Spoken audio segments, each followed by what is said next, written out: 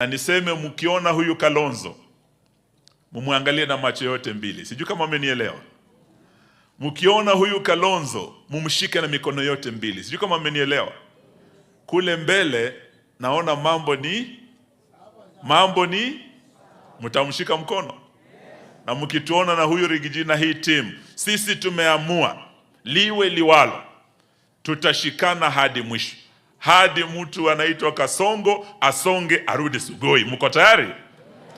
Tumesema tutaungana na tutoe mmoja wetu atakaye beba bendera yetu, atakaye hakikisha Kasongo ni one. Mtatunga mkono jamani? Na msishtuliwe na the fake opinion polls. Nakubaliana na Mheshimiwa Kalonzo, Mheshimiwa Mbuya amesema hapa, there is a deliberate attempt kutumia fake opinion polls kudunisha bwana Kalonzo, kumweka chini Rigiji, kumweka chini Wamalwa, alafu Kasongo mwenyewe anajiweka wapi? Juu. Chama chake UDA kinawekwa wapi? Juu.